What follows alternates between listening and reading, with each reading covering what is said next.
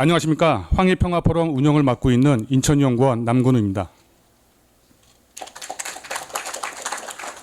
바쁘신 와중에도 행사에 참석해 주신 패널과 내빈 여러분께 진심으로 감사의 말씀을 드립니다. 인천광역시와 인천연구원이 공동 주최하고 통일부와 인천광역시의회, 주한독일대사관, 남북사회통합연구원 아이키스 포럼, 내나라 연구소가 후원하는 2023 황해평화포럼은 변화된 대내외 통일 환경에 맞춰 한반도와 세계 평화의 중심 지역인 인천의 평화적 가치를 토대로 지역사회와 함께 국내외 전문가분들의 경험과 지식을 공유하며 인천에서 평화와 통일 공감대 확산 방안을 논의하고자 마련한 행사입니다. 2023 올해 대주제는 통일의 관문 인천 대응과 준비입니다. 올해는 정전 70주년이 되는 해이자 한독수교 140주년이 되는 해입니다. 특히 올해는 재외동포청이 인천에 자리를 잡은 뜻깊은 해이기도 합니다. 이에 오전 통일 비전 세션에서는 자유롭고 평화로운 통일 한반도를 주제로 주제 발표와 토론을 진행했습니다. 곧이어 진행할 제2세션 한독수교 제140주년 기념 세션에서는 독일 통일의 교훈과 성찰적 통일이라는 주제로 준비되어 있습니다. 그럼 지금부터 2023 황해평화포럼을 본격적으로 시작하겠습니다. 진행 시간을 고려하여 국민 의례와 내빈 소개 순서는 생략하고 곧바로 개회사와 환영사 그리고 축사를 이어가겠습니다. 그럼 본 행사의 주최기관인 인천연구원 박호군 원장님의 개회사가 있겠습니다. 큰 박수로 맞이해 주시면 감사하겠습니다. 예, 안녕하세요. 인천연구원 원장 박호군입니다. 오늘 바쁘신데도 불구하고 기조 발표와 그리고 주제 발표, 토론을 위해서 인천을 방문해 주신 여러분들 모두를 진심으로 환영합니다. 그리고 독일과 일본에서 참석해 주신 재외동포 여러분 또한 만나뵈서 대단히 반갑습니다. 아울러 포럼 개최를 축하하기 위해서 영상 축사를 보내신 분이 있습니다. 유정복 인천광역시장님과 김영호 통일부 장관님이 보내주셨고요. 그리고 또한 회의장에 오늘 직접 참석해 주신 게어르그 빌프리드 슈미트 주한 독일 대사님, 그리고 또한 오늘 기조 발제를 위해서 특별히 참석해 주신 홍영표 전 통일부 장관님께 진심으로 감사의 말씀을 드립니다. 오늘 이 자리는 황해평화포럼에서 각계각층의 전문가들을 모시고 급변하는 국제 정세 속에서 한반도 통일 문제를 어떻게 봐야 하는지, 그리고 이를 위해서 우리는 무엇을 준비해야 하는지 생각해보는 시간을 갖고자 합니다. 그동안 우리는 통일을 반드시 해야 하는 당위성만을 얘기해 왔습니다. 그렇지만은 준비되지 않은 통일은 결코 장밋빛 미래의 청사진을 그릴 수가 없다는 것을 우리는 이미 알고 있습니다. 그래서 정부가 구상하는 통일 정책의 방향을 한번 다 같이 살펴보고, 또 이를 한독 수교 140주년을 맞이하는 올해에 독일 통일을 다시 한번 들여다보면서 성찰적인 교훈을 받는 그런 작업이 꼭 필요하다고 생각됩니다. 이러한 논의를 통해서 올해 인천에 새롭게 등지를 튼 재외동포청과 함께 740만 재외동포를 결집할 수 있는 인천형의 통일 공감대를 만들어야 할 때입니다. 그래서 올해 포럼은 통일의 관문 인천, 대응과 준비라는 주제로 3개의 세션을 준비한 바가 있습니다. 글로벌 도시를 지향하고 있는 인천은 한반도 통일의 지렛대가 돼서 세계 평화도시로 나아가고자 하는 꿈을 가지고 있습니다. 오늘 이 자리는 한반도 통일 문제를 인천 지역 차원에서 들여다보고 인천이 할 수 있는 역할을 모색해서 세계 평화도시로 도약하기 위한 밑거름을 만드는 자리입니다.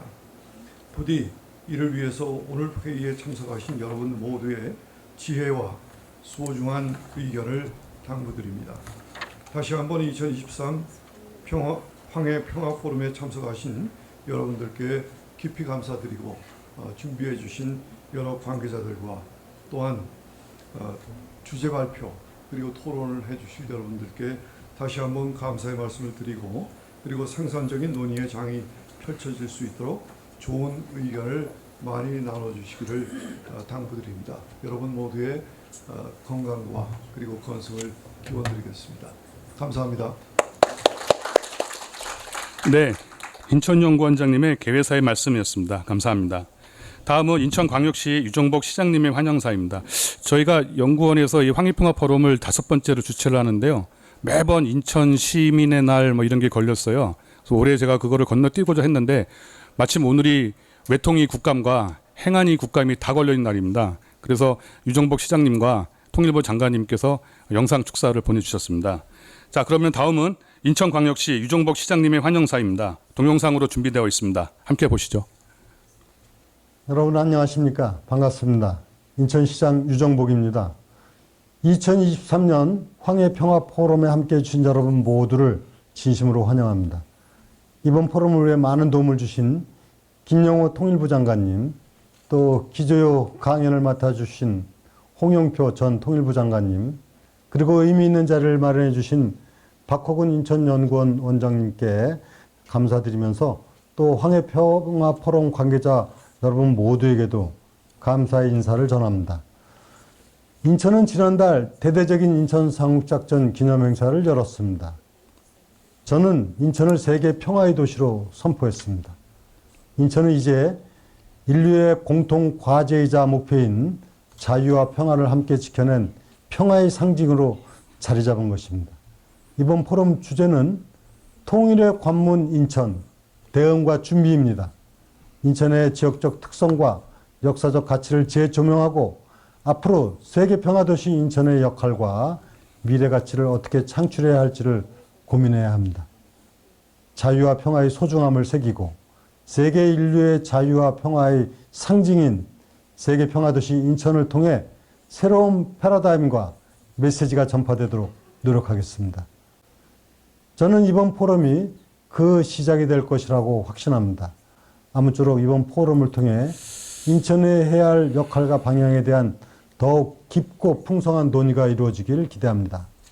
다시 한번 2023 황해평화 포럼에 참여해 주신 모든 분께 감사의 인사를 전해드리면서 인천 평화 시대를 위해 함께해 주시기를 바랍니다. 감사합니다. 네, 유정복 시장님의 환영사의 인사 말씀이었습니다. 감사합니다. 다음 순서는 인천광역시 허식 의장님의 직접 방문하셔서 축사를 해주시기로 했는데요. 지금 오시는 중이시라서 순서를 좀 바꾸도록 하겠습니다. 다음으로 한독수교 140주년 세션을 축하해 주시기 위해서 주한 독일 대사님이 방문하셨습니다. 대사님은 어제 주한 독일 대사로 신임장을 받으셨고요. 게오르크 빌프리트 슈미트 대사님이십니다. 그럼 대사님을 큰 박수로 모시겠습니다. 축사는 순차 통역으로 진행하겠습니다.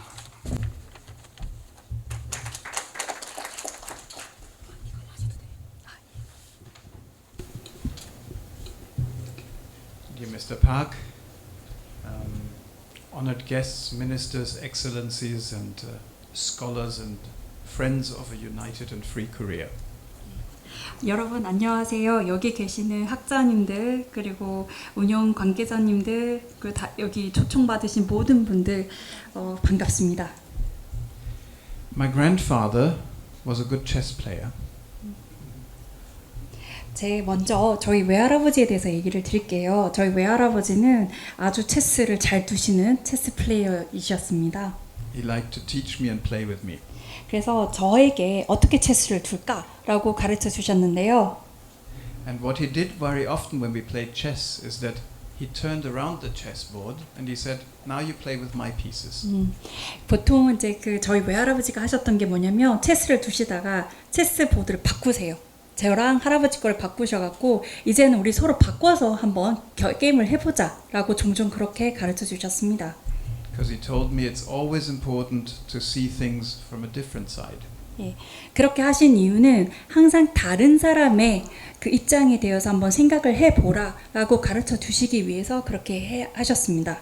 And I think that's a lesson that we can learn also when we talk about reunification or unification, to try and turn around the chessboard and see it from a different side, whether it's the North Korean side or the Chinese side or the Russian side, or from me, like a faraway side from Germany. 예. 그리고 이렇게 체스 보드를 서로 바꿔가면서 상대방의 입장에 대해서 생각했던 것처럼 저희도 통일의 문제에 대해서 다른 나라의 관점에서 한번 생각을 해보는 게 중요할 것 같은데요. 북한의 입장에서, 그리고 중국의 입장에서, 러시아의 입장에서, 아니면 독일이 아닌 다른 나라의 입장에서 한번 생각을 해서 통일 문제에 접근하는 것이 좋을 것 같습니다. And I think Incheon, as a gateway to the world with its connectivity, is a very good place to do that. 예, 인천이 아까 통일의 관문이라고 하셨는데요. 연결성적인 부분에 있어서도 인천은 아주 좋은 위치에 있다고 생각합니다. So let me make some remarks from a German side. 이제는 제가 독일에 대한 관점을 여러분들께 말씀을 드리겠는데요. Because the opening of the Berlin Wall came as a surprise to us. 예, 그러니까 지금 베를린 장벽이 있었는데요. 그 베를린 장벽은 솔직히 저희 독일 사람들에게도 아주 놀라움으로 다가왔습니다. But the groundwork for a peaceful and united Europe began several decades earlier. 예, 그렇지만 이렇게 평화롭게 진행이 된 것도 실은 그런 기초 작업들이 수십 년 전부터 시작이 되었다라는 걸 말씀을 드리고요. So the so-called Ostpolitik of Willy Brandt in the 70s was risky at that time because it aimed at narrowing the gap between the two Germanys by allowing exchanges between East and West. 오스트폴리틱이라는 70년대의 그 정부의 정책이 어떻게 보면 위험성이 있는 거였는데, 왜냐하면 두 나라 소독과 동독의 그런 차이를 좀 더 간극을 좁혀보자 라는 거고, 그렇게 해서 두 나라 사이에 교류를 늘려가는 그런 거였는데요. And it was not just East and West, but we had many treaties with also the other countries around, starting with the Soviet Union, with Poland and Czechoslovakia. 네. 그리고 이런 것들이 동독과 소독 사이에 이런 조약들이 여러 개가 있었던 것뿐만 아니라 다른 나라들 사이에서도 여러 조약들이 맺어졌는데요. 그 다른 나라들이라면 소비에트 유니언이라든지 그리고 폴란드라든지 슬로바키아, 이런 나라들이 다 포함되어 있었습니다. So this allowed for more human contacts between West Germans and East Germans. 이런 조약들로 인해서 동독과 서독 사이에 인적 교류가 활발하게 이루어졌었습니다. But what is interesting is we had all these contacts, but we had no plan for reunification. 이렇게 인적들이 서로 교류하고 있었지만 저희가 실제적으로 그렇게 한다고 해서 통일을 해야겠다라는 그런 계획이 있었던 건 아니었습니다. Which actually, if you speak to the people who are involved in the process, was quite good. 그냥 이제 그런 절차를 담당했던 사람들에게 그냥 물어보면 정말 좋습니다라는 그런 반응을 보여주긴 했습니다. Why? Because if you don't have a plan, you don't need to change your plan. 예, 플랜이 있으면은 여러분 그 플랜을 바꿀 필요는 없는 거잖아요. So we could improvise and do things very quickly and focus on what's relevant. 네, 그래서 뭔가 계획을 세웠으면 저희가 그거를 빨리빨리 이렇게 실행을 했습니다. Of course, another important development was the OSCE, the Organization for Security and Cooperation in Europe. 그리고 또 다른 중요한 부분은 OSCE라고요. 유럽의 안보 협약 기구라고 할 수 있겠는데요. And I think the OSCE played a very important role in stabilizing the situation and strengthening civil liberties in Eastern Europe. 그리고 이제 이 OSCE 이 기관이 했던 중요한 역할로는 안정화를 시키는 것과 동독에 있어서의 시민들의 자유를 강화하는 그런 중요한 역할을 담당을 했습니다. It opened the space for civil society movements in Poland and in Czechoslovakia because they could tell their own leaders, look, you signed this document in the OSCE. 네, 지금 이것이 했던 것들이 시빌 소사이어티 시민사회 운동을 가능하게 했는데요. 그러니까 폴란드랑 체코슬로바키아에서의 이런 시민사회 운동을 가능하게 했던 것도 바로 이 조직이었습니다. We Germans owe the courage of people in Czechoslovakia and Poland a lot for our reunification. 예, 그래서 그 독일과 뭐 체코슬로바키아, 독일, 폴란드 이런 사람들은 다 모두 다 이런 과정을 통해서 통일에 대한 용기를 가지게 되었고 통일을 열망하게 되었습니다. And the fact that you had civil society in the countries shows that the flame, the hope for a more free, for a freer world is still burning despite all the oppression. 이런 억압에도 불구하고 이런 시민사회 활동으로 인해서 이런 억압에도 불구하고 자유를 향한 열망 이런 불꽃은 꺼지지 않았다라는 것을 보여줬는데요. And that should give us hope, reason for hope as well in the situation here. 이런 상황, 이런 억압의 상황에서도 이런 바로 희망의 실마리를 주었습니다. As you know, it was a long road to German unification, but trust and cooperation played a very significant part in bringing all the partners on board. 예, 이런 독일도 통일을 위해서 아주 오래 과정을 거쳤는데요. 그 과정에서 중요한 역할을 했던 것은 서로 신뢰를 하고 협력을 했던 것이고요. 모두 관계된 모든 파트너 나라들이 다 함께 인발브 되어서 진행을 했다는 점이 중요했습니다. These factors have all been studied well, but there are also some big differences. Sorry. 네. The factors like how we got to reunification. I think the model has been studied so well also by the Ministry of Unification, but there are some important differences between Germany and Korea. 제가 알기로는 한국의 통일부에서도 그러니까 독일의 통일에 대해서 아주 정말로 많이 그 연구를 하시고 공부를 하신 걸로 알고 있는데요. 그렇지만 한국의 통일과 독일의 통일은 또 큰 차이점이 있습니다. We never had a civil war in Germany. 독일에서는 일단은 저희가 전쟁이 없었습니다. 시빌 워 그런 민간의 그런 전쟁이 없었다라는 게 큰 차이가 되겠고요. So what is the role of the civil war and what can be done about it? I think that's a very different question that we in Germany never had to ask ourselves. 네.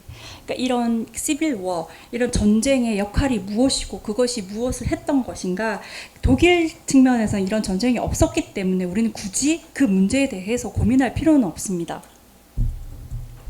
We also were never threatened from East Germany with the use of nuclear weapons. Nuclear weapons. 예. 그리고 저희는 뭐 동독이 그 뉴클리어 프로그램 이거 핵 프로그램을 사용하는 거에 대해서 위협을 받은 적도 없고요. And we never altogether had a situation like now where there's almost zero human contact. We always had contacts between West Germans and East Germans. 예. 저희는 항상 동독과 서독 간에 서로 인적 교류가 활발했습니다. 이렇게 그러니까 북한과 남한처럼 아예 인적 교류가 제로인 경우도 없었고요. Ladies and gentlemen, I would come to the situation today because I want to stress the commitment of Germany to combat severe human rights violations wherever they occur. 예.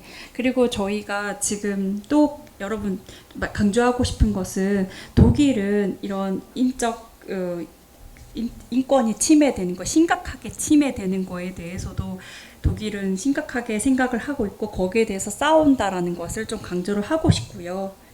So the human rights situation in North Korea remains a deep concern in international relations. 지금 인권 침해, 북한에서의 인권 침해는 국제사회, 국제 관계에서도 아주 큰 근심거리가 되고 있습니다. And sending back refugees from China to North Korea is clearly against the principle of non-refoulement. 네, 그리고 중국에서 다시 한국으로 저기 다시 돌려보는 거, 강제 북송하는 것도 인권 침해에 반하는 행위일 수도 있습니다. The changed international environment was also mentioned and we see a lot of challenges to international law. 그리고 지금 급변하는 국제사회도 한번 여러분께서 고려를 하고 있는데 거기 따라서 국제관계 법들도 같이 변화하고 있습니다. These challenges come from state and non-state actors. 네. 그리고 이런 도전 과제들은요, 국가 활동가들도 있지만 비국가적으로 활동하고 있는 사람들로부터 받는 도전들도 있습니다. And I only name the Russian war of aggression against Ukraine. 러시아가 또 지금 우크라이나를 침략을 했지요. 그런 것들도 있고, And the terrorist attack of Hamas in Israel. 예, 이스라엘의 하마스의 테러리스트 공격도 있고요. So we see the UN system being under attack from many sides. 예, 전 세계 여러 사회에서 지금 공격들이 이루어지고 있다라는 거를 국제 사회에서 지금 이루어지고 있고요. So as a German ambassador, I think it's very important in these challenging times that we must join forces with the countries and governments that share our values to defend these values and to defend the United Nations system. 그래서 독일 대사로서 제가 강조하고 싶은 것은 이제는 서로가 우리가 다 같이 힘을 합쳐야 된다라고 강조를 하고 싶고요. 서로가 공유된 가치를 공유를 하고 그리고 United Nation 시스템 이런 UN 시스템을 서로 디펜드 옹호하고 보호해야 된다라고 말씀을 드리고 싶습니다. So we will do our utmost to support the pursuit of a united, peaceful and free Korea. 그리고 저는 또 말씀드리고 싶은 것은 서로 그 통일된 그리고 평화로운 한국을 위해서 지지를 할 것임을 최선을 다해서 지지를 할 것임을 말씀드립니다. I began with chess, I end with chess. 네, 제가 초반에 체스 말씀드렸잖아요. 제 끝도 체스로 끝마무리를 하도록 하겠습니다. I was so happy when I could play with my grandfather's position. 제가 외할아버지의 입장이 돼서 이제 체스보드를 바꿔서 외할아버지가 했던 거를 제가 하게 됐잖아요. 그래서 제가 너무 신이 났습니다. But then he turned the chessboard around again. 그리고 나서 갑자기 또 할아버지가 또 체스보드를 또 바꾸시는 거예요. 바꿨다가 또 바꾸시는 거예요. Whether he turned it around or not, I lost most of the games. 예, 그분이 우리 외할아버지가 체스보드를 바꾸시든 안 바꾸시든 저는 항상 대부분의 게임에서 졌습니다. 체스 게임에서. But I learned a very important lesson for life as a person and as a diplomat. 예. 근데 그때 제가 좀 많은 것을 깨달았습니다. 개인으로서 그리고 또는 외교관으로서 제가 거기서 받은 교훈이 참 큽니다. Thank you very much for your attention. 감사합니다. 제 얘기에 기울여 주셔서 감사드립니다. 감사합니다.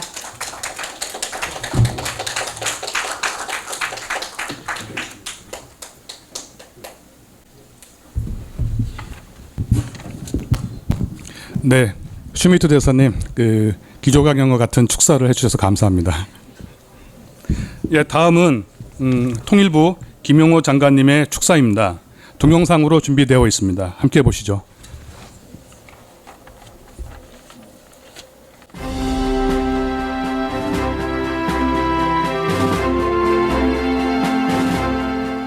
반갑습니다. 통일부 장관 김용호입니다.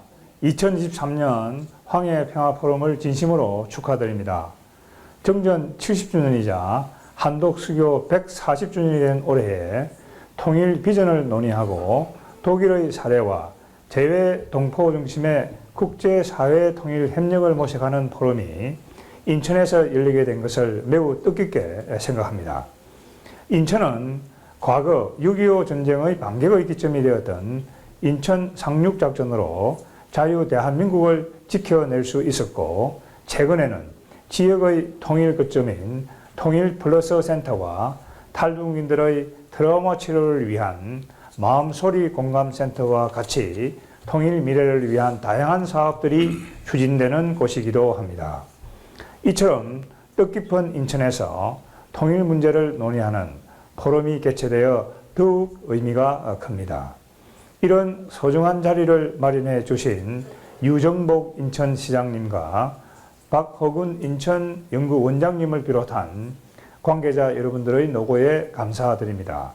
아울러 기조강연을 준비해 주신 홍용표 전 통일부 장관님과 발제 토론을 맡아주신 전문가분들께도 각별한 감사를 드리며 통일 문제에 관심을 가지고 참석해 주신 모든 분들께도 따뜻한 인사의 말씀을 드립니다.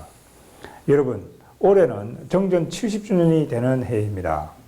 70년 전 전쟁의 아픈 역사를 뒤로하고 우리 대한민국은 1970년대 산업화를 거치면서 놀라운 경제성장과 눈부신 문화발전을 거듭해 왔습니다. 갈수록 커지는 남한과 북한의 국력 격차는 자유민주주의 가치의 우수성을 보여주고 있습니다.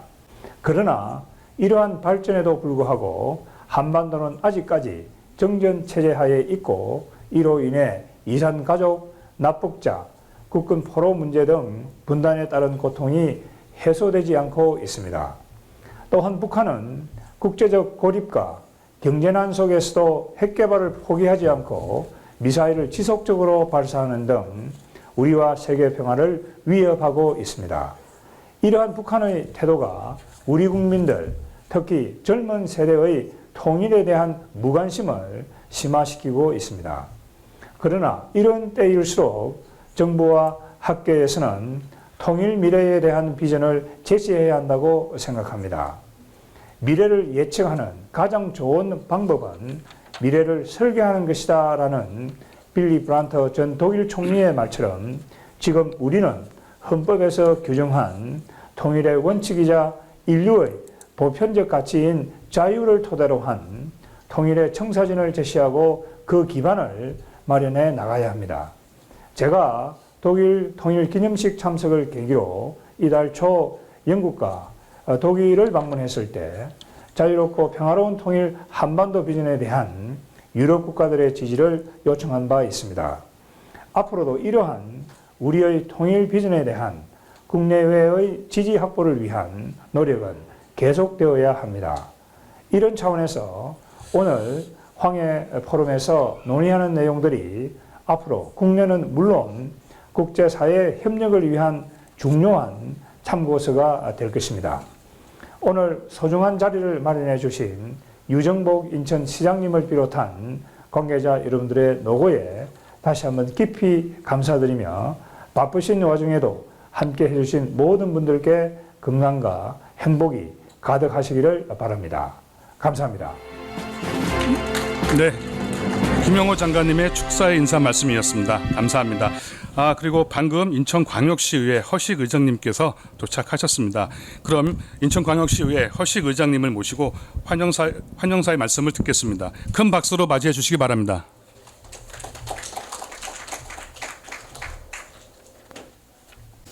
네, 안녕하십니까. 인천광역시의회 의장 허식입니다. 좀 늦었고요. 먼저 300만 인천 시민과 750만 재동포와 함께 2023 황해평화 포럼 개최를 축하드립니다.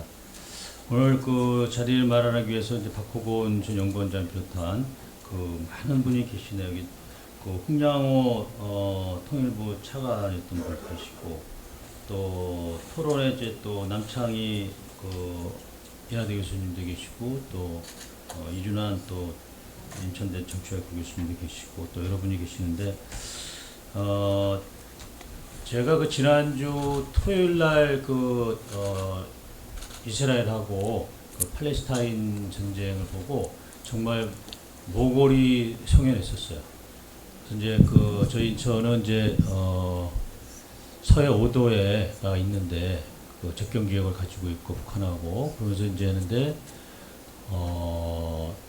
팔레스타인처럼 그 주민들을 노약자라든가 혹은 여성을 인질로 해가지고 그 서해 5도를 기습 습격해가지고 그 방법대로 그 로켓탄이라든가 혹은 고속강정이라든가 그 드론이라든가 글라이더 갖고 넘어와서 우리 서해 5도 중에 하나를 갖다가 점령한다. 그 다음에 협상한다. 그런 일이 안 벌어지라고 참 단언하기가 어렵습니다. 그래서 또 땅굴까지도 어떻게 보면 이제 그런데 그런 것까지 다 있는데 그런 걸 보면서 저희 인천이 좀 해야 될 역할이 있다. 두 번째로는 그 중국이 그 아시안 게임 끝나자마자 탈북 북한민들을 또 다시 북송 조치하는 그런 비인류적인 만행을 또 저질렀어요. 그거는 뭐 완전히 가서 뭐 그냥 죽으라는 얘기인데 그거를 태연하게 하고 있는 게 지금 현재 중국입니다. 그러다 보니까 뭐 통일에 대한 것이 굉장히 요염하고 그다음에 이제 저희가 인천으로서는 이제 역할을 좀 역할을 해야 되겠다. 그래서 지금 황해 평화 포럼도 좋지만 평화가 전제되려면은 우리가 힘을 길러야 되는 거고 그 힘에 의한 평화지 힘의 그 의주에 의한 평화지 뭐 지금 그 전 정권처럼 뭐 그냥 뭐 그냥 무조건 되고 그냥 뭐 북한에다만 하고 뭐 중국만 하면서 중국에다만 기대고 이래서 돌아오는 건 저희한테 땀따기밖에 없어요 지금 보면. 그래서 그런 부분에서 저희 인천시의회는 10월 25일 날 저희가 이제 임시회 회의가 이제 마지막 날인데 그날 이제 그 안보 결의대회를 합니다. 그래서 거기에 주된 내용이 북한이 이제 더 이상 미사일이라든가 혹은 뭐 포격이라든가 이런 걸 좀 중지해라. 두 번째로는 이제 9.19 남북 정전회담, 정전이 아니죠. 군사합의 이것도 폐지하라 이렇게 하고 세 번째로는 이제 그 중국에 대해서 탈북민 부상과에 대해서 이 부분에서 이제 국제적으로 규탄이 이루어져야 되고 유엔에서도 역시 마찬가지로 북한 인권 결의안에 이 중국의 만행을 반드시 표기해야 된다. 이런 걸 내용을 해서 저희가 하려고 합니다. 아니 계속 뺨따기 맞는데 우리는 계속 지키라고 하고 저쪽에서는 계속 뭐 포격하고 우리는 그 백령도라든가 연평도에서 포격 연습을 저쪽 포천에 가서 해야 되고 이런 불합리한 합의가 어디 있어요? 그리고 이제 남북에 있는 그 공동 연락 사무소도 일방적으로 파괴시키고 이런 거를 통해서 볼 때 평화는 요원하다. 우리가 힘을 기르지 않으면 진짜 평화는 요원하다. 그래서 그런 부분에서 저희 인천시의회도 역할을 할 것이고 또 시장님과 같이 해서 사회 5대 안보에 대해서 더욱더 힘을 합친다고 합니다. 오늘 어쨌든 황해 평화 포럼 다시 한번 기자를 축하드리고요. 어쨌든 정말 실제적인 평화만 말하는 그런 포럼이 아니고 실제적인 대안을 제시했던 그런 포럼이 됐으면 기원합니다. 여기 자리에 참석하신 모든 분께 가정의 건강과 행복이 가득하시길 기원드리겠습니다. 감사합니다. 네, 인천광역시의회 허식 의장님의 환영사 인사 말씀 감사합니다. 그럼 다음 순서로 전 통일부 장관을 역임하신 한양대학교 정치외교학과 홍용표 교수님을 모시고 어떻게 통일 공감대를 높일 것인가 라는 주제로 기조 발제를 진행하겠습니다. 홍용표 교수님은 영국 옥스퍼드 대학에서 국제관계학 박사학위를 받으신 이후 통일연구원 연구위원을 거쳐서 2001년부터 한양대학교 정치외교학과 교수로 재직 중이십니다. 뭐 아시다시피 홍영표 교수님은 대통령 비서실 통일비서관 그리고 제38대 통일부 장관을 역임하셨습니다. 그럼 교수님 기조 발제를 진행해 주시기 바랍니다. 큰 박수로 모시겠습니다.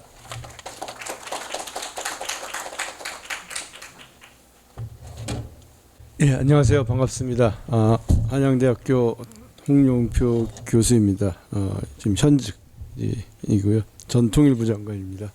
오늘 2023년도 황해 평화 포럼 개최를 진심으로 축하드리고요. 이렇게 좋은 행사를 만들어 주신 박호근 인천연구원 원장님을 비롯한 관계자 여러분께 감사드립니다. 무엇보다 이 회의를 조직하고 또 사회까지 본 남건호 박사님 저한테 또 이 기조연설을 부탁해서 제가 오게 됐고요. 그 과정에서 실무적으로 열심히 연락해 주신 주혜진 연구원께도 감사 인사를 드립니다. 사실 제가 작년에도 이 황해 평화 포럼 기조연설을 맡았습니다. 그래서 또 하는 게 맞을까? 아까 해서 주저를 했습니다만 굳이 뭐 합리화를 하자면 작년에는 제가 그때 마침 코로나가 걸려서 여기 직접 오지 못하고 줌을 통해서 연설을 겨우겨우 했습니다. 그래서 이왕 한 거 한번 인천에 직접 와서 하는 것도 의미가 있겠다라는 생각을 했고요. 또 작년에는 평화가 주제였는데 올해는 통일이 주제라고 해서 또 제일 가장 전문성 있는 이 통일에 대해서 한번 이야기를 하는 것도 의미가 있겠다 이렇게 생각을 해서 이 자리에 섰습니다. 제 오늘 주제 발제 시작은 여러분들 너무 잘 아시는 우리의 소원은 통일 이 노래입니다. 한번 불러보고 싶지만 분위기가 썰렁해질까 봐 부르지는 않겠고요. 아마 여기 계신 모든 분들은 이 노래 잘 아실 겁니다.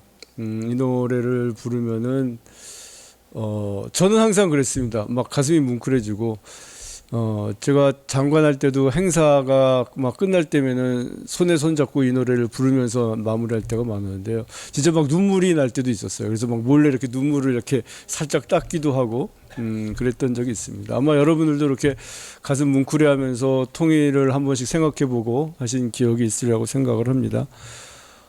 지금도 그럴 수도 있고요. 하지만 점점 그렇지 않다고 생각하는 사람들이 늘어나는 것 같습니다. 통일이여 어서 오라가 아니라 통일 제발 오지 마, 안 왔으면 좋겠어 라고 생각하는 사람들이 많습니다. 젊은 세대에서 특히 그렇습니다. 그것은 여론조사를 보면 잘 알 수 있습니다. 최근에 들어서 통일에 대해서 공감대를 느끼는 사람들이 점점 줄어들고 있습니다. 특히 20대, 30대로 가면은 그 비율이 점점 떨어지고 있습니다. 그래서 20대의 경우 통일을 긍정적으로 생각하는 사람이 최근 한 28%, 오히려 통일이 안 되면 좋겠다고 생각하는 사람이 40%까지 늘어나고 있습니다. 이건 바로 한 달 전에 발표된 조사입니다. 작년에 발표된 좀 다른 기관에서 나온 조사를 보면은 그래도 통일이 필요하다고 생각하는 사람이 50%는 넘고 있습니다. 하지만 전반적으로 통일의 필요성에 대해서 회의적으로 느끼는 사람들이 줄어들고 있습니다. 그리고 이 조사에서는 좀 특이한 질문을 드렸습니다. 통일이 필요하십니까? 이렇게 물어본 다음에 반드시 통일이 돼야 하는 것이 당신의 진정한 소망이냐? 이렇게 물어봤더니, 그러니까 우리의 소원이냐? 당신의 소원입니까? 이렇게 물어봤을 때는 아니요 라고 대답한 사람이 50%가 됐습니다. 그만큼 통일에 대한 관심이 떨어지고 있는 것이 현재의 상황인 것은 분명한 것 같습니다.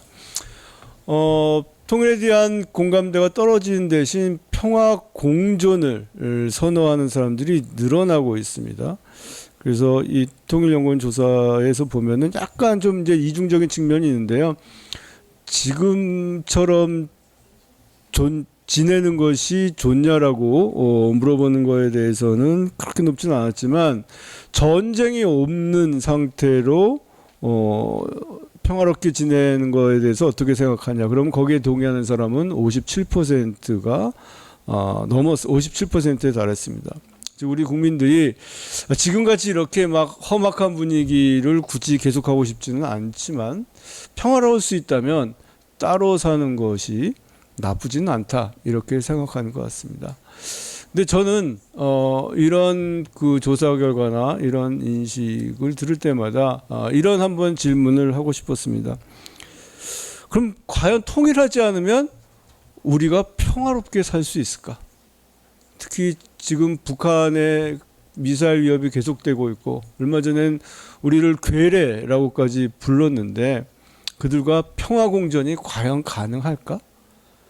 그래서 저는 여기에 우리가 네, 그렇게 할 수 있습니다. 그런 방법이 있습니다. 이렇게 대답할 수 있다면 뭐 찾아볼 수 있지만 그렇지 않다면, 그렇게 대답할 수 없다면은 우리는 통일을 포기해서는 안 된다라고 생각을 합니다. 오늘 마침 우리 주한 독일 대사 슈미트 대사님이 와 계시고 또 다음 세션이 독일 통일 교훈에 대한 이야기인데요. 그래서 한 가지 제 경험이 생각이 났습니다. 2015년에 제가 통일부 장관으로 있을 때 그때 독일 통일 25주년 이제 그 기념식이 프랑크푸르트에서 있었고, 그래서 제가 한국 대표로 초청을 받았습니다. 그래서 그때 기념식에도 참가하고 거기서 이제 여러 가지 행사도 보고 또 통일 관련 관계자하고도 대화를 나눴는데요. 뭐 간단히 하면 크게 두 가지를 느꼈습니다. 그때 뭐 저도 베를린까지도 가고 독일을 많이 다녀봤는데 그때 제가 본 독일은 독일은 하나가 됐구나. 이제 통일된 나라구나. 정말 부럽다 였습니다. 그 다음에 한번 그 독일 통일 과정에 많이 참여했던 분들, 또 통일 전문가, 학자분들 몇 분과 같이 저녁 식사를 하면서 대화할 시간이 있었는데요. 그때 대화를 하는데 그 독일 통일 전문가분들께서 이제 그런 얘기를 하시는 거예요. 아직도 좀 동서독 간 주민들 간에 이게 화합하는 게 조금 부족한 점이 있다.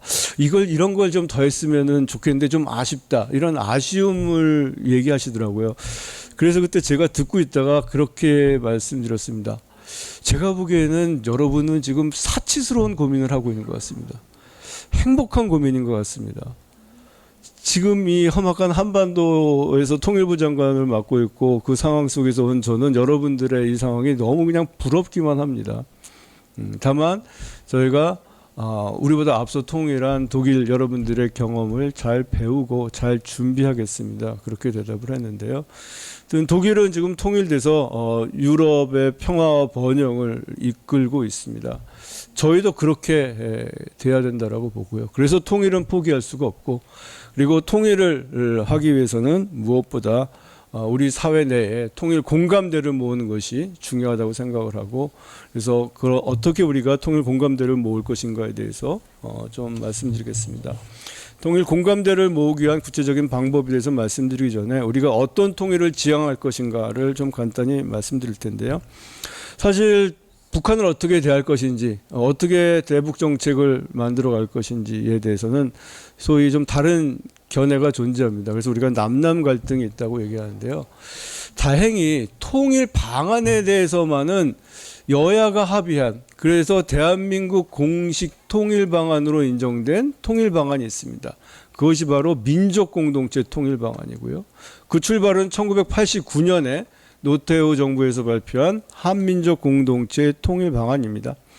이 통일 방안을 만들 때 노태우 대통령이 국민적인 합의 기반을 만들기 위해서 많이 애쓰셨고요. 특히 국회에서 공론화 과정을 거쳤습니다.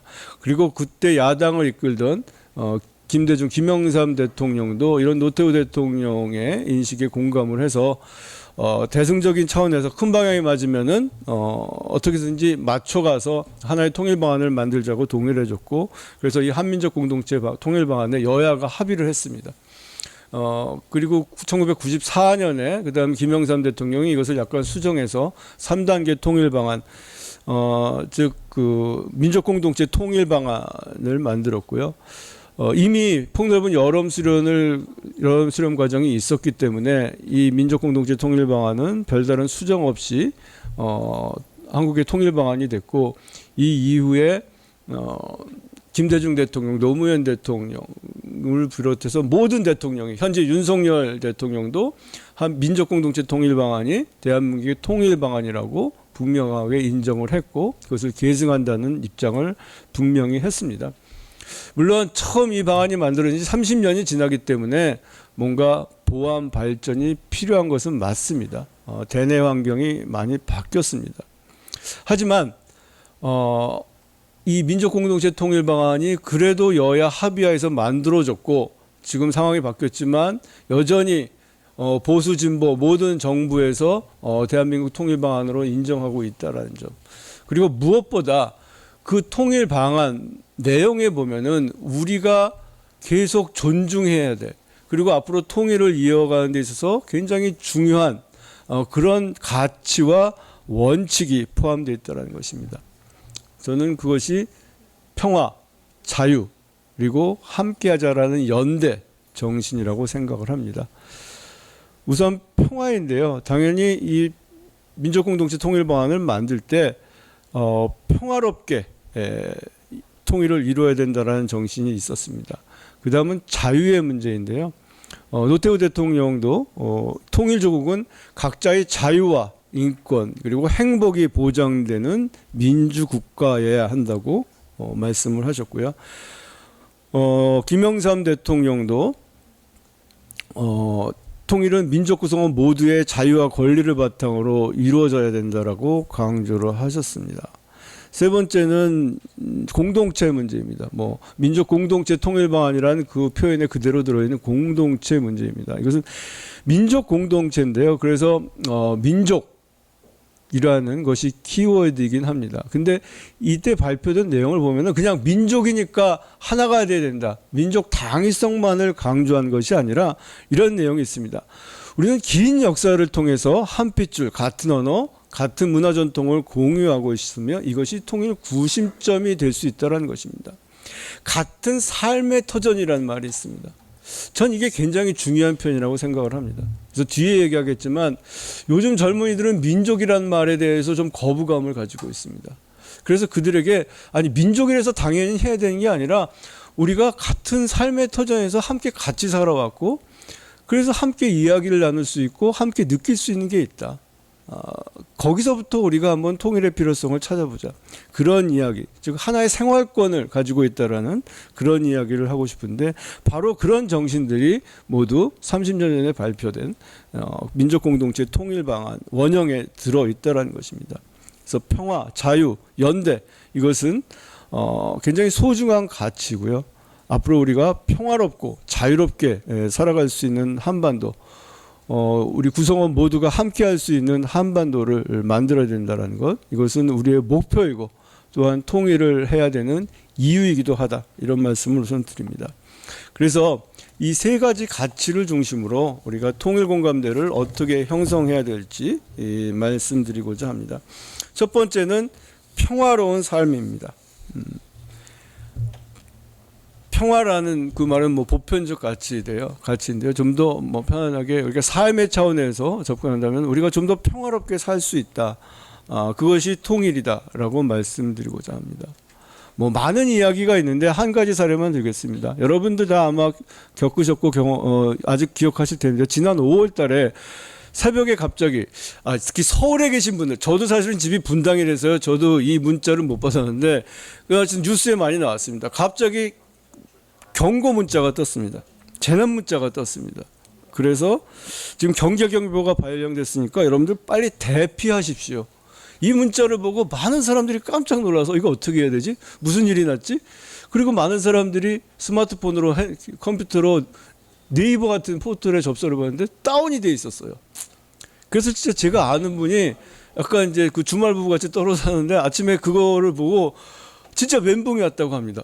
뭔가 이거는 진짜 일이 일어났나 보다. 내가 빨리 부인한테 연락해서 어디로 대표해야 될지 어디서 만나야 될지 연락을 취해야 되겠다라고 심각하게 생각을 했다고 해요. 그러다가 좀 이따 이게 오보였습니다 라고 나오면서 사람들이 안도도 했지만 허탈해했고 짜증도 냈습니다. 왜 이런 일이 있어야 되고 왜 이런 일을 겪어야 할까요? 얼마 전에 국군의 날 행사하기 전에 또 문자가 떴더라고요. 그 문자는 저도 받았는데요. 오늘 비행기 뜰 거니까 걱정하지 마십시오. 이건 연습입니다. 왜? 사람들이 혹시 또 비행기 보고 또 무슨 일이 났나? 놀랄까 봐 군에서 서울시와 협조해서 미리 문자를 보낸 겁니다. 놀라지 마십시오. 아무 일 없습니다. 그냥 연습입니다.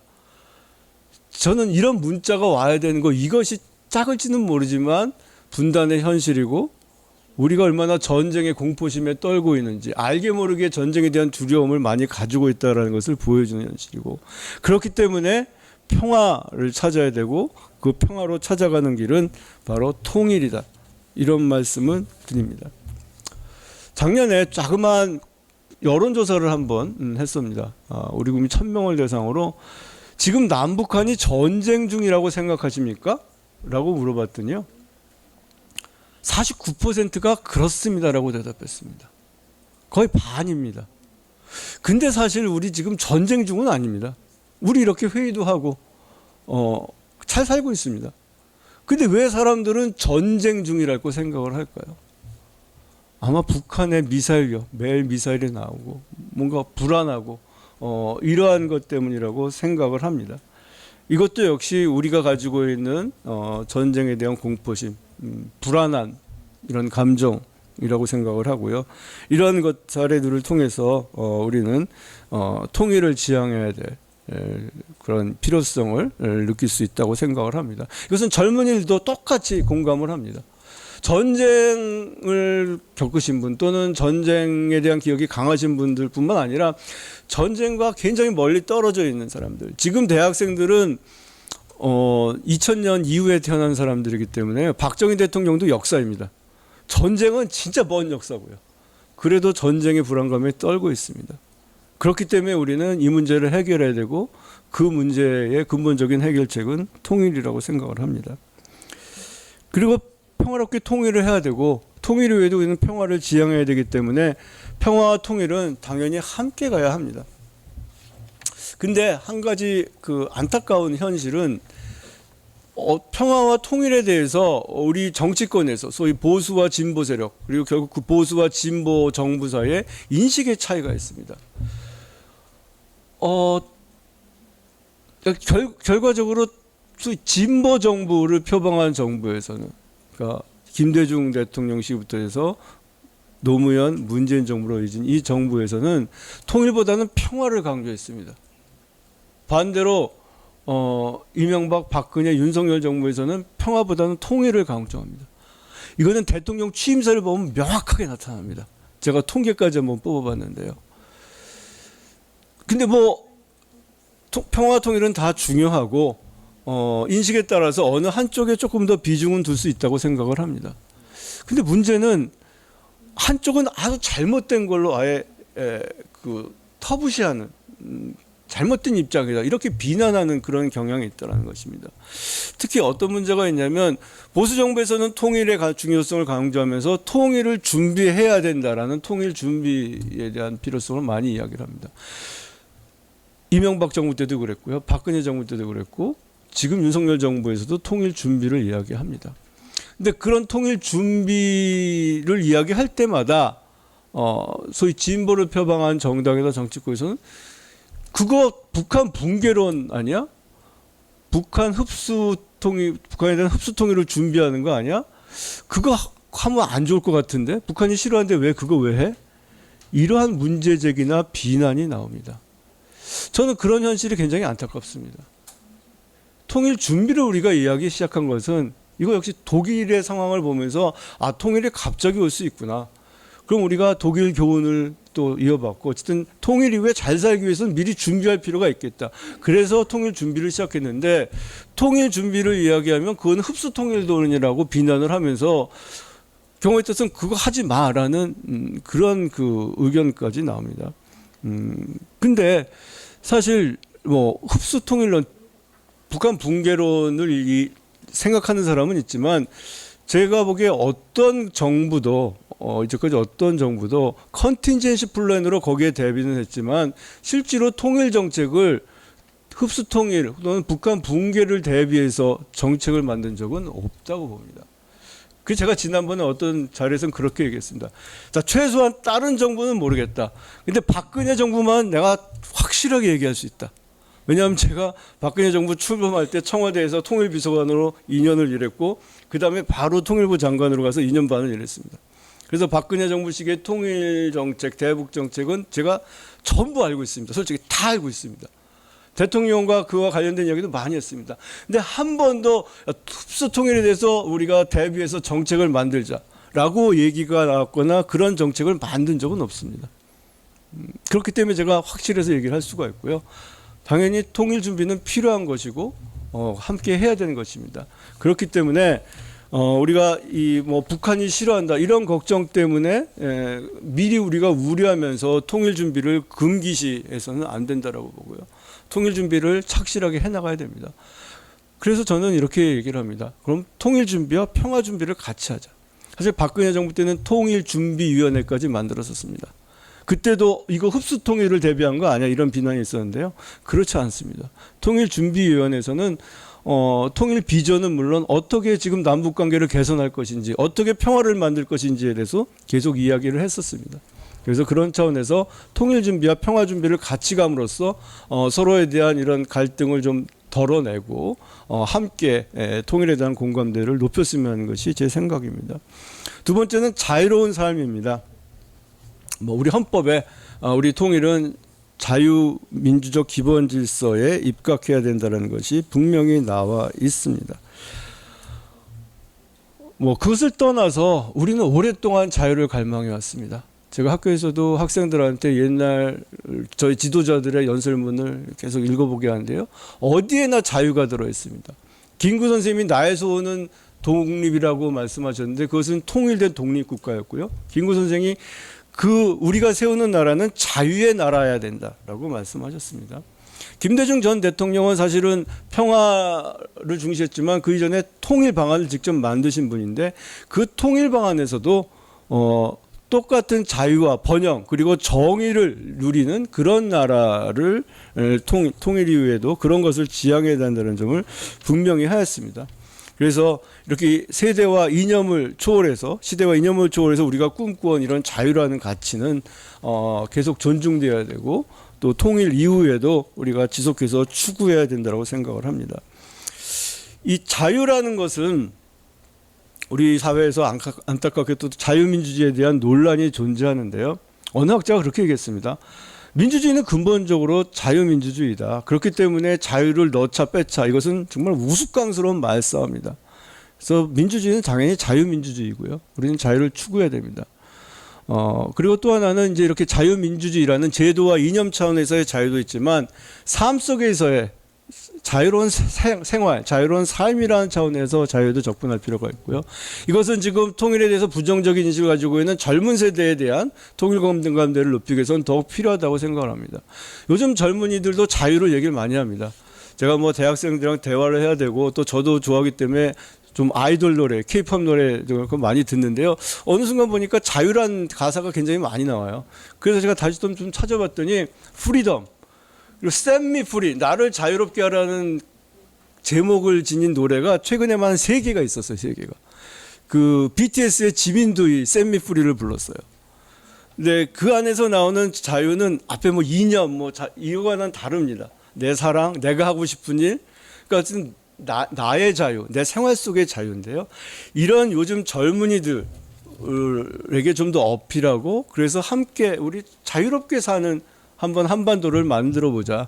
이런 이야기를 한다면 그냥 이념, 민족 너무 딱딱하고 싫어. 이런 젊은이들에게 조금 더 쉽게 통일 문제를 이야기하고 함께 뭔가 공감대를 만들 수 있을 것이라고 생각을 합니다. 제가 자유 얘기를 할 때는 쇼생크 탈출이라는 영화 사례를 드는데요. 저도 그 영화를 보다가 그래, 통일은 자유를 찾아가는 길이겠구나라는 것을 생각했는데요. 간단히 얘기하면 쇼생크 탈출은 교도소에서 탈출하는 얘기인데 거기서 많은 얘기가 있었는데 그중에 한 할아버지가 한 50년을 교도소에서 살았던 할아버지가 모범수로 석방이 되게 됐습니다. 근데 이 할아버지가 교도소 밖으로 나가기 싫어서 같이 지내던 동료를 칼로 찌르려고 했습니다. 왜냐하면 범죄를 더 저질러서 교도소에서 더 살고 싶어서. 근데 결국은 실패했고 밖으로 나갑니다. 그리고 나서 사람들이 그 교도소에 같이 있던 동료들이 이런 대화를 합니다. 저 할아버지 노망난 거 아니야? 왜 저래? 그랬더니 그 할아버지를 잘 아는 사람이 이렇게 이야기합니다. 그 할아버지는 이 교도소 안에 길들여진 거예요. 교도소 장벽이 처음엔 싫지만 점차 익숙해지지. 그리고 세월이 지나면 거기에 의존하게 되지. 여러분, 교도소는 자유를 제한하는 것입니다. 벌을 주기 위해서. 너는 벌 받아야 돼. 그러니까 너의 자유를 빼앗을 거야. 이 안에서만 살아. 우리가 주는 것만 먹어. 근데 그 안에 오래 살다 보니까 거기가 너무 익숙하고 편해진 겁니다. 그 영화의 장면을 보면서 제가 진짜 그런 생각이 번뜩 들었어요. 우리가 휴전선에 길들여진 건 아닐까? 휴전선이 없다면 우리는 훨씬 더 자유롭게 살 수 있는데 더 많은 자유가 주어질 텐데 거기에 70년 동안 살다 보니까 길들여진 게 아닐까? 그래서 우리는 이 장벽을 뚫고 나가면은 혼란이 올 거라는 이런 두려움, 여기서 벗어나서 이 휴전선이라는 장벽이 없어지면 우리에게 더 많은 자유가 생길 것이다. 물론 지금도 자유롭지만 훨씬 더 자유롭게 행동하고 생각할 수 있을 것이다. 이 쇼생크 탈출의 마지막에 Free can hold you prisoner. 두려움은 당신을 감옥에 가두고 희망은 당신을 자유롭게 할 것이다. Hope can set you free라는 표현. Set you free. 아까 얘기했죠. 요즘 애들이 좋아하는 노래가 Set me free입니다. 그래서 그 자유, 너희를 자유롭게 할 것이다. 우리가 함께 자유로워질 것이다. 훨씬 자유로운 생활을 할 것이다. 뭐 이념의 문제가 아니라 자유로운 생활, 너의 자유, 나의 자유. 이 이야기를 한다면은 통일 공감대가 더 높아질 수 있지 않을까 생각을 합니다. 마지막 한 가지는 함께하는 삶입니다. 이것은 민족 문제를 젊은이들에게 어떻게 한번 이야기해 볼까 하는 그런 고민에서 나온 이야기입니다. 이번 학기의 수업 중에 제가 실제로 어느 학생이 발표하는 것을 들어서 그 학생이 한 이야기인데요. 조금 저한테 충격으로 다가왔습니다. 알고는 있었지만 이게 젊은 애들이 북한에 대한 생각이구나 라는 것을 깨닫게 할 수 있습니다. 여기 써있는 그대로입니다. 북한에 대해서 알면 할수록 불편합니다. 마치 중국 유학생과 팀 프로젝트를 함께하는 것과 비슷할 수 있다는 생각이 들었습니다. 중국 학생을 폄하할 생각은 없지만 유학생들하고 같이 프로젝트를 하다 보면, 과제를 하다 보면 환경도 다르고 그들은 학점에도 별로 신경도 안 쓰고 말도 잘 안 통하고, 그래서 매력이 떨어지는 동반자입니다. 불편한 진실입니다. 하지만 이 말을 꼭 해야 되겠습니다. 그렇게 말을 하더라고요. 이게 지금 젊은이들의 북한에 대한 생각이고, 그래서 굳이 우리가 불편하게 살아야 돼? 그래서 통일을 안 하려고 합니다. 이들에게 민족을 얘기하면은 고개를 돌립니다. 그래도 다행히 민족이 있다라고 생각하는 것은 여론조사에서도 한 30%는 지지한다고 나타납니다. 중요한 것은 민족을 어떻게 그들에게 좀 더 친근하게 이야기할 수 있을까. 그래서 그 방법의 하나는 아까 바로 30년 전에 나왔던 우리 같은 생활 터전 속에서 살았다. 그래서 공유하는 것이 있다. 그 이야기를 한번 해주고 싶습니다. 그래서 이미 뭐 생활 공동체 이런 표현도 나와 있는데요. 요즘 젊은이들은 개인주의자라고 합니다. 개인의 이익을 중요시하는 것은 분명합니다. 그렇다고 공동체를 싫어하는 것은 아닙니다. 요즘 SNS나 뭐 블로그 이런 데 보면은 취향 공동체 뭐 이런 이야기들이 나옵니다. 젊은이들이 내가 같이 즐길 수 있고 뭔가 소통이 되고 나하고 마음이 맞고 그러면은 함께 하고자 합니다. 그래서 그런 점들을 고려했을 때 우리가 젊은이들의 취향에 맞는 그런 것부터 시작해서 남북한이 하나 될 수 있는 것을 설명하면 좋지 않을까? 그런 게 뭐가 있을까 좀 고민을 해봤는데요. 그래서 제가 일단 아주 쉬운 것부터 생각한 게 밥상 문화입니다. 수저 문화. 그래서 제가 북한 탈북자들한테도 물어보고 했는데 사진도 찾아보고 뭐 여러 가지 사례가 있는데 어쨌든 밥을 먹을 때 여전히 숟가락 젓가락을 같이 들고 밥국 김치를 주로 해서 밥을 먹는다. 이거는 남북한이 여전히 똑같습니다. 요즘 젊은 애들의 식생활이 좀 달라졌다고 해서 제가 우리 한양대학교 학생 식당 메뉴를 한번 찾아봤어요. 여전히 70%에서 80%는 밥국 김치가 포함되어 있습니다. 우리는 희한하게 양식 뭐 돈가스를 줄 때도 국물하고 김치를 꼭 같이 줍니다. 젓가락도 꼭 같이 원하면 가져갈 수 있게 해줍니다. 이 수저 문화 이런 데서부터 그래서 같이 만나서 같이 밥 먹으면서 너도 이거 먹니 나도 이거 먹어 같이 먹어. 요즘 젊은이들이 평양냉면 좋아합니다. 그래서 그런 것부터 시작해서 뭐 민족이 어쩌고 무슨 뭐 이런 복잡한 얘기가 아니라 뭔가 함께 할 수 있고 그래서 같이 이야기를 나눌 수 있고 공감대를 형성할 수 있는 이런 데서부터 이야기를 한다면 자연스럽게 젊은이들이 통일에 대해서 관심을 갖게 할 수 있고 통일의 공감대도 높일 수 있지 않을까 이렇게 생각을 합니다. 마지막으로 뭐 간단히 말하면 그래서 다양성을 전 존중해야 된다고 봅니다. 요즘 다양성의 시대이고 특히 MZ세대는 다양성을 존중합니다. MZ라는 구분조차 얘들은 싫어합니다. MZ라는 게 한 가지가 아니라는 거죠. 다 각자의 생각이 있다라는 거예요. 그들에게 니네는 MZ세대, 니네는 이런 생각을 가지고 있지 이렇게 정의하는 것이 문제고 야 통일은 이거야 일로 가야 돼 이렇게 얘기해서는 공감대를 가질 수가 없고요. 다양한 길이 있고 너희들한테 맞는 것은 무엇인지 한번 확인해보고 눈높이에서 대화를 하고 다양성을 존중하는 방향으로 그래서 결국 각자의 삶 속에서 그러면서도 함께 할 수 있는 그런 가치들 그런 취향들 이런 것들에 대해서 이야기를 하다 보면은 우리가 통일에 한 발자국 더 함께 같이 다가갈 수 있지 않을까 이런 생각을 합니다. 오늘 이 행사 그런 측면에서 또 중요한 행사라고 생각을 하고요. 인천에서 또 이런 행사를 하는 것이 통일에 굉장히 큰 기여를 할 수 있을 것이라고 생각을 합니다. 우리 오늘 행사에 통일의 인천 통일의 관문이라고 되어 있는데요. 인천이 평화의 관문, 통일의 관문으로서 앞으로도 계속 큰 역할을 해주기를 기대하면서 오늘 기조 발제를 마치겠습니다. 감사합니다.